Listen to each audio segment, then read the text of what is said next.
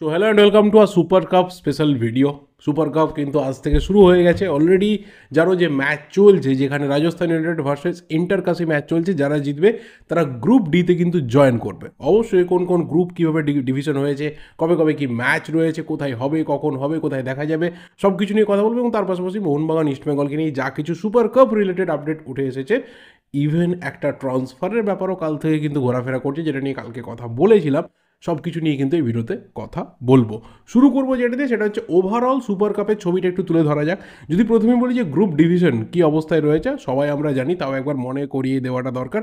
গ্রুপে সেইখানে কিন্তু রয়েছে মোহনবাগান, ইস্টবেঙ্গল, হায়দ্রাবাদ এবং Sreenidi Deccan FC. Group B, সেখানে কিন্তু রয়েছে Kerala, North East United, Jamshedpur এবং শিলং লাজং। গ্রুপ সি, সেখানে কিন্তু রয়েছে Mumbai City FC, Chennaiyin FC, Punjab এবং গোকুলাম কেরালা। এবং গ্রুপ ডি, সেইটা হচ্ছে গ্রুপ অফ ডেথ, কারণ সেখানে গোয়া, ওড়িশা, বেঙ্গালুরু, তার সাথে আজকের কোয়ালিফায়ার যারা জিতবে অর্থাৎ Inter Kashi or Rajasthan United FC, তারা কিন্তু এই গ্রুপটাতে জয়েন করবে। এবং যদি ম্যাচ ডেটগুলো একবার মনে করিয়ে দিই, তাহলে কিন্তু প্রতিদিন দুপুর 2টো এবং সন্ধ্যে 7:30 থেকে খেলা রয়েছে। এবং প্রতিদিন প্রতিটা গ্রুপের ম্যাচ থাকবে, যেমন 9, 10, 11, 12 ABCD, এইভাবেই কিন্তু গ্রুপগুলো মাঠে নামবে। এবং যেটা সবচেয়ে বড় কথা, যেটা সবচেয়ে বড় প্রবলেম এই মুহূর্তে দাঁড়িয়ে, সেটা হচ্ছে খেলা দেখার ক্ষেত্রে মাঠে এবং বাড়িতে বসে। যদি কলিঙ্গা স্টেডিয়ামের মেন পিচের কোনো খেলা হয়, তাহলে সেই ক্ষেত্রে দর্শকরা তারা কিন্তু মাঠে ঢুকে টিকিট কেটে খেলা দেখতে পারবেন। কোনো অনলাইন টিকিটের ব্যবস্থা এখনও অবধি নেই, মাঠে গিয়ে সেখানেই কাউন্টার থেকে টিকিট কাটতে হবে। কিন্তু যে সমস্ত ম্যাচগুলো পিচ 1-এ হবে, মানে যেটা সাইডের পিচ রয়েছে, ওখানে কোনো গ্যালারি নেই, কোনো স্ট্যান্ডিং জোন নেই, কিছু নেই। পাশাপাশি কিছু গাছ টাছ রয়েছে, যদি কেউ সেখানে উঠে খেলা দেখতে পারে তো ভালো কথা। পিচ 1-এ ইন্টারেস্টিং যে দুটো ম্যাচ কলকাতার ফুটবলের সঙ্গে জড়িয়ে রয়েছে, সেটা অবশ্যই 9 তারিখে ইস্টবেঙ্গল ভার্সেস হায়দ্রাবাদ এফসি, এবং অবশ্যই 14 তারিখে যেটা রয়েছে মোহনবাগানের সাথে হায়দ্রাবাদ এফসি। এই দুটো ম্যাচ কিন্তু ওই পিচ 1-এ হবে, অর্থাৎ কোনোভাবে ইস্টবেঙ্গল বা মোহনবাগান দর্শকরা হায়দ্রাবাদের সাথে এই দুটো ম্যাচ সরাসরি হয়তো দেখতে পাবে না। বাট এখানে আদৌ কলিঙ্গা স্টেডিয়াম কর্তৃপক্ষ কিছু ব্যবস্থা করবে কিনা, কিছু দর্শককে ঢোকার বা কোনো ফ্যান ক্লাবকে পার্টিকুলার ঢোকার অনুমতি দেবে কিনা কোনোভাবে, সেটা আমরা এখনও অবধি জানি না। অবশ্যই জানলে কিন্তু শেয়ার করে দেবো। এরপর যেটা ব্যাপার, সেটা হচ্ছে যে ম্যাচ দেখবো কোথায়, বাড়িতে বসে কোথায় দেখতে পাবো। তাহলে অবশ্যই যেটা এআইএফএফ এর তরফ থেকে অফিসিয়ালি জানিয়ে দেওয়া হয়েছে যে জিও সিনেমা, সেখানে কিন্তু ফ্রিতে খেলা দেখতে পাওয়া যাবে। টিভিতে খেলা দেখার কিন্তু এখনও অবধি কোনো আপডেট নেই। এবং অনেকে বলছে যে সোনি কর্তৃপক্ষ তারা খেলা দেখাবে, 10-1, 10-2, 10-3 কোথাও একটা খেলা দেখতে পাওয়া যাবে। বাট এই ক্ষেত্রে জানিয়ে রাখা ভালো যে আমাদের ইন্ডিয়ান ফুটবলে সমস্ত রকমের ব্রডকাস্টিং রাইটস কিন্তু রয়েছে ভায়াকম 18-এর হাতে, যেটা রিলায়েন্সের একটা সংস্থা, সেখানে সোনি কিন্তু কোনোভাবে নেই। তবে অনেকে মনে করছিল যে যেহেতু আমরা একইভাবে জিও সিনেমার পাশাপাশি স্পোর্টস 18 বা ডিডি বাংলা বা কালার্স বাংলা বহু জায়গাতে খেলা দেখতে পাচ্ছিলাম, সেরকম কোনো টিভি চ্যানেলেও খেলা দেখতে পাওয়া যাবে। তো সেই রিলেটেড কিন্তু টিভি চ্যানেলের কোনো আপডেট এই মুহূর্তে নেই যে এই পার্টিকুলার টিভি চ্যানেল যেটা ভায়াকম 18-এর হাতে রয়েছে, বা গভর্নমেন্টের ক্ষেত্রে ডিডি বাংলা বা ন্যাশনাল, কোথাও কিন্তু খেলা দেখতে টিভিতে পাওয়া যাবে বলে এখনও অবধি মনে হচ্ছে না। তবে অবশ্যই মোবাইলে বা যে কোনোভাবে স্মার্ট ওয়েতে আমরা জিও সিনেমাতে ফ্রিতে খেলাগুলো দেখতে পারি। বাট যখন টিভিতে খেলা দেখানো হবে না, তখন কোথাও একটা যে একটা লার্জার দর্শককে, একটা লার্জার অডিয়েন্সকে গ্র্যাব করা, সেই ক্ষেত্রে একটু ডিস্টেন্স থেকে যাবে। এবং দিনে 2টো করে ম্যাচ, দুপুর 2টো, সন্ধ্যে 7:30, একটু হলেও ফ্যান এনগেজমেন্ট কম থাকবে। বা আমাদের ক্ষেত্রে কিছু করার নেই, আমাদেরকে সব ম্যাচই দেখতে হবে, রোজ 2টো করে ম্যাচই চোখ বড় বড় করে দেখতে হবে। বাট ওভারঅল কিন্তু আমার মনে হয় যে একদিনে 2টো করে ম্যাচ এবং দুপুর 2টো থেকে ম্যাচ কিছুটা হলেও একটু যে এনগেজমেন্টটা, সেই এনগেজমেন্টটাকে কম রাখবে। এবং তার পাশাপাশি আরও একটা বড় ব্যাপার, যে ম্যাক্সিমাম যে ক্লাবগুলো, যেমন ধরো মোহনবাগান, মুম্বাই, এরা কিন্তু পুরো স্ট্রেংথ নিয়েও আসতে পারছে না। তো একটা বড় ব্যাপার যে ইউথ টিমের যারা প্লেয়ার রয়েছে, তাদেরকে একটা দায়িত্ব নিতে হতে পারে। তো সুপার কাপটা হতে পারে যে হয়তো 6জন করে বিদেশি অ্যালাউ করা হয়েছে, সেই দিক থেকে দেখতে গেলে যে একটা এনগেজমেন্ট থাকবে, একটা ভালো রকম উত্তেজনা থাকবে, যে চলো 6জন বিদেশিকেই মাঠে দেখবো, এটা ঠিক আছে। কিন্তু ওভারঅল যদি আমার মনে হয় যে একটা এক্সাইটমেন্টের ব্যাপার, সেটা কিন্তু এখনও অবধি ক্রিয়েট হয়েছে বলে আমার অন্তত ফিল হয়নি। তো দেখা যাক, ম্যাচগুলো শুরু হলে নিশ্চিতভাবেই হবে। এবং কে ফেভারিট কি না ফেভারিট, সেটা অবশ্যই রাত্রের দিকে একটা ওভারঅল ভিডিও করে নিশ্চিতভাবে আমি একটা প্রেডিকশন করার চেষ্টা করবো। আই হোপ সেই ভিডিওটা এনজয়িং হবে। এরপর যে ব্যাপারটা বলা রয়েছে, সেটা কিন্তু অবশ্যই রয়েছে মোহনবাগানকে নিয়ে, কারণ মোহনবাগান কিন্তু ইতিমধ্যে আজকে পুরো টিম নিয়ে ভুবনেশ্বর উড়ে গেছে। এবার এখানে মোহনবাগান এবং ইস্টবেঙ্গলের ক্ষেত্রে একটা বড় ল্যাকিং হচ্ছে। আমি জানি না কেন এটা আমাদের এখানে হয়, কেন এই ক্ষেত্রে আমরা ইন্ডিয়ান ফুটবলে এটাকে ফেস করি, বা এখনও অবধি কোনো ক্লাবই আমার চোখে পড়েনি যে পুরো সুপার কাপের যে স্কোয়াড রয়েছে, সেই স্কোয়াডটাকে অ্যানাউন্স করেছে। কিছু কিছু ক্লাবের হাতে এখনও সময় রয়েছে প্লেয়ার রেজিস্ট্রেশনের, কারণ প্রথম ম্যাচের 48 ঘন্টার আগে অবধি প্লেয়ার কিন্তু রেজিস্ট্রেশন করানো যাবে। এবার এই যে প্লেয়ার একবার রেজিস্ট্রেশন হয়ে যাবে গ্রুপ স্টেজের ক্ষেত্রে, সেই গ্রুপ স্টেজে কিন্তু 3টে ম্যাচ কোনোভাবে স্কোয়াড চেঞ্জ করা যাবে না। যে টিম নকআউটে যাবে মানে সেমিফাইনালে যাবে, তারা কিন্তু সেমিফাইনালের 48 ঘন্টা আগে তাদের স্কোয়াড পরিবর্তন করতে পারে।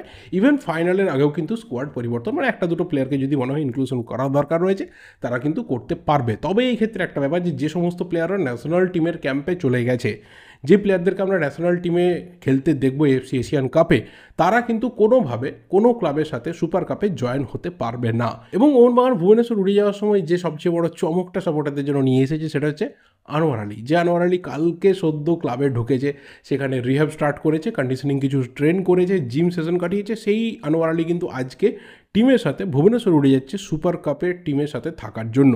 তবে এখানে এখনও অবধি কোনো নিশ্চয়তা নেই যে সুপার কাপে আমরা আনোয়ার আলীকে নামতে দেখতে পাবো কিনা, কারণ সেটা একটা বিরাট বড় কন্ট্রোভার্সি কিন্তু ক্রিয়েট করবে। কারণ এই সময়ে যদি আনোয়ার আলী সত্যিই ফিট থাকে বা আনোয়ার আলীর একটা টিমের সাথে থাকার যদি সত্যিই খুব একটা ইম্পর্টেন্স থাকে, তাহলে সেই ক্ষেত্রে গোটা ইন্ডিয়ান ফুটবল কিন্তু এখানে কোশ্চেন করবে যে তাহলে কেন আনোয়ার আলী ইন্ডিয়ান ন্যাশনাল টিমে নেই।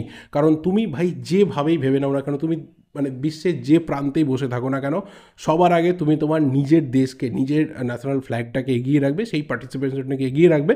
এবং সেই ক্ষেত্রে সবাই কিন্তু কোশ্চেন করবে যে যদি সত্যি আনোয়ার আলী ফিট থাকে, যদি সে ক্লাবের হয়ে নামে, তাহলে কেন এই হাই টাইমটাতে আমরা আনোয়ার আলী সার্ভিসটা ইন্ডিয়ান ন্যাশনাল টিমে পেলাম না। তো এই ভুলটা বা এই সিচুয়েশানটা হয়তো আনোয়ার আলীর ক্ষেত্রে ক্রিয়েট হবে না, কারণ আনোয়ার আলীর খেলার সম্ভাবনা প্রায় নেই বললেই চলে। তাহলে আনোয়ার আলী যাচ্ছে কেন, কেন তাকে মোহনবাগান টিম স্কোয়াডে রাখছে, ট্রাভেল করাচ্ছে? তাহলে তার সবচেয়ে বড় রিজনটা হচ্ছে যে পুরো টিম সেখানে থাকবে, কোথাও একটা টিমের মোটিভেশনের ক্ষেত্রে কাজে লাগতে পারে, এবং মোটামুটি টিমের যে প্র্যাকটিস সেশন চলবে, যে কন্ডিশনিং চলবে, সেখানে আনোয়ার আলী একটা পার্টিসিপেশন রাখবে।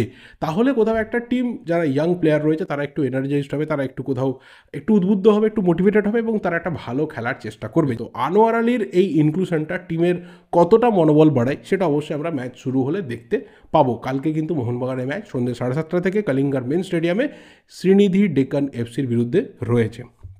লাস্ট যদি কথা বলি ইস্টবেঙ্গলের ক্ষেত্রে, তাহলে ইস্টবেঙ্গল কিন্তু গতকাল ভুবনেশ্বর উড়ে গেছে উইথ ফুল টিম, এবং সেখানে যেটা সবচেয়ে বড় চমক ছিল যে হাভিয়ার সিভেরোটারও তাকে দেখতে পাওয়া গেছে। বাকি বিদেশিদের নিয়ে তো কোনো প্রবলেম ছিল না, বাট যখন হাভিয়ার সিভেরোকে দেখতে পাওয়া গেলো তখন অনেকের কোশ্চেন ছিল তাহলে কি টোরো ফাইনালি সুপার কাপে স্কোয়াডে থাকছে, কারণ তাকে তাহলে নিয়ে যাওয়া হচ্ছে কেন? যে গুঞ্জনটা ছিল যে একজন প্লেয়ার আসতে চলেছে, তার পরিবর্তে তাকে নিয়ে যাওয়া হতে পারে, তাকে সই করানো হয়েছে, তাকে সুপার কাপে টেস্ট করা হতে পারে, বহু রকম রিউমার চলছিল যে তাকে শুধুমাত্র 1 মাসের কন্ট্রাক্ট দেওয়া হবে, তাকে সুপার কাপে টেস্ট করা হবে, 3টে ম্যাচ তার কাছে কোথাও প্রমাণের মঞ্চ থাকবে, তাহলে তাকে আগামী দিনে ইস্টবেঙ্গল তার সাথে লং কন্ট্রাক্টে যাবে। এগুলো কি তাহলে হচ্ছে না? তাহলে সুপার কাপে কি ফাইনালি যে 6জন ছিল সেই 6জনই থাকবে? সেটা কিন্তু আজকে মার্কাস অফিসিয়ালি কনফার্ম করে দিয়েছে যে না, ইস্টবেঙ্গল কোনোভাবে কিন্তু বিদেশি বদল করেনি। যে 6জন ফরেনারকে আমরা আইএসএলে দেখছিলাম ইস্টবেঙ্গলের হয়ে পার্টিসিপেট করতে, সেই 6জন ফরেনারই কিন্তু এই সুপার কাপে ইস্টবেঙ্গলের হয়ে প্রতিনিধিত্ব করতে চলেছে। এবার এখানে একটা বড় প্রশ্ন সঙ্গে সঙ্গে উঠে আসে, বা বহু জায়গা থেকে এটাকে কালকের যে বিষয়টা সামনে এসেছিলো ফেক ফেক ফেক ফেক বলে শুরু হয়ে যায়, যে তাহলে কোনোভাবে ইয়াগো ফালকিউ সিলভা তার কি সিগনেচারটা হলো না, সেটা কি পুরোপুরি ফেক ছিল? কারণ কালকে প্রচুর থিওরি কিন্তু উঠে এসেছিলো। একটা থিওরির কথা বললাম এটাই, আমি কিন্তু এসব নিয়ে কিছু বলিনি, সিরিয়াসলি বলিনি, কারণ আমার কাছে এত বড় আপডেট থাকে না। শুধুমাত্র প্লেয়ারের একটা তো রুমার এসেছিলো, প্লেয়ারটা কেমন, কী ধারা, কতটা হেল্প ইস্টবেঙ্গলের জন্য হবে, আমি সেটিও শেয়ার করেছিলাম। বাট পরে পরে অনেক ব্যাপার সামনে এসেছিলো, যেই প্লেয়ারটা অলরেডি কলকাতায় এসে গেছে, তার আমৃত একটা মেডিকেল টেস্টও হবে, এবং তারপরে তাকে ফাইনালি সিলেক্ট করা হবে। তো এরকমটা কিন্তু কিছু হচ্ছে না এখন আপাতত। অবশ্যই প্লেয়ার এসেছে কি আসেনি আমি জানি না, আমার কাছে কোনো ভিডিও প্রুফও নেই ব্যাপারটাকে অ্যাকসেপ্ট করার মতো বা ডিনাই করার মতো। আমিও চারদিকে শুনেছি, তোমরাও শুনেছো, আমার পক্ষে খবর জোগাড় করা তো ভেতর থেকে সম্ভব না। কিন্তু যেটা মেন ব্যাপার, যে এই প্লেয়ারটা সিগনেচার বা কোথাও তার যে আসার একটা জায়গা তৈরি হচ্ছিল, সেটা আটকে গেল কোথায়, সেটা অ্যাকচুয়ালি বন্ধ হলো কোথায়? যেটা শোনা যাচ্ছে সেটা হচ্ছে অবশ্যই তার যে ইনজুরি গ্রাউন্ড রয়েছে, সেই ইনজুরি গ্রাউন্ডটা কোথাও ম্যানেজমেন্টকে কিন্তু হ্যাপি করতে পারেনি। কারণ যেভাবে এই প্লেয়ারটা চোট পেয়েছে, যেভাবে এতদিন উইদাউট ক্লাব থেকেছে, তার পেছনে খরচা করার জন্য ম্যানেজমেন্ট খুব একটা কিন্তু রেডি না।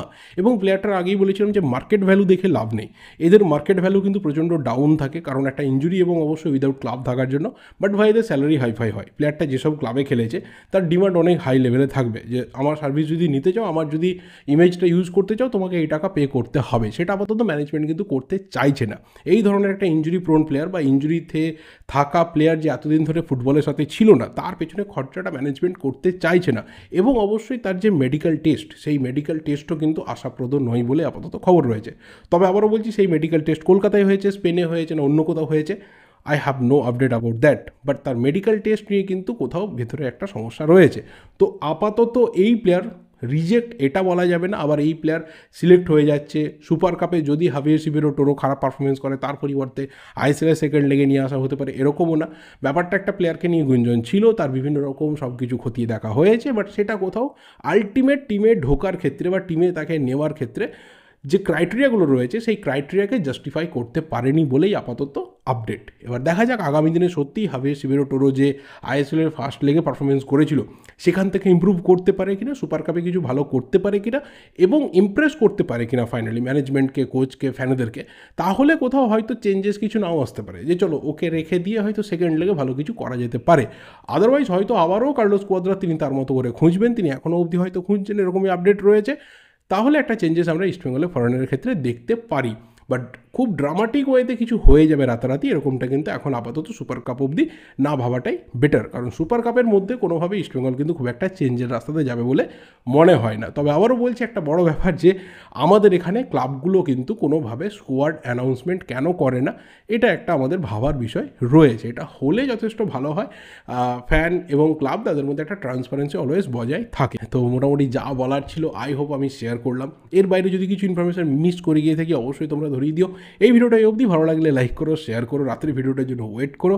দেখা হবে ওই ভিডিওটাতেই। ততক্ষণের জন্য নতুন হলে চ্যানেলে সাবস্ক্রাইব করে দিও, ফেসবুক অবশ্যই ফলো করতে পারো, ডিসক্রিপশন বক্সের লিঙ্কগুলো দেওয়া থাকবে। Till then, thank you and good by.